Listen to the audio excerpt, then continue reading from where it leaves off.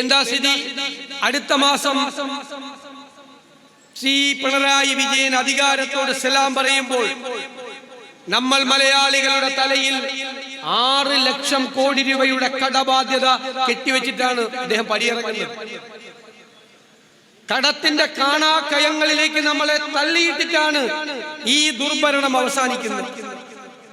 അവിടെ നിന്ന് കേരളത്തെ ഉയർത്തണം. നമുക്ക് സമ്പദ് വ്യവസ്ഥ മെച്ചപ്പെടുത്താനുള്ള, കേരളത്തിന് ഊർജം പകരുന്ന പദ്ധതികൾ, നമ്മുടെ ഇക്കോണമിയെ, നമ്മുടെ സമ്പദ് വ്യവസ്ഥയെ ഷൂട്ടപ്പ് ചെയ്യാൻ ഉതകുന്ന പദ്ധതികൾ നമ്മുടെ കയ്യിൽ ആ പരിപാടികളുണ്ട്. അവിടെ നിന്ന് വെന്റിലേറ്ററിലായ ഈ ആരോഗ്യ കേരളത്തെ ആരോഗ്യവതിയാക്കി എഴുന്നേൽപ്പിച്ച് നടത്താൻ നമുക്ക് പദ്ധതികളുണ്ട്.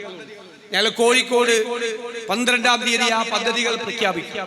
ഹെൽത്ത് ഡോക്യുമെന്റ് 100-ലധികം ഡോക്ടർമാർ കേരളത്തിനകത്തും വിദേശത്തും നമ്മളെ സഹായിച്ച് തയ്യാറാക്കിയ കേരളത്തെ ലോകരാജ്യങ്ങളുടെ ആരോഗ്യകാര്യത്തിൽ ഡെസ്റ്റിനേഷൻ പോയിന്റ് ആക്കുന്ന ആരോഗ്യ പദ്ധതികൾ.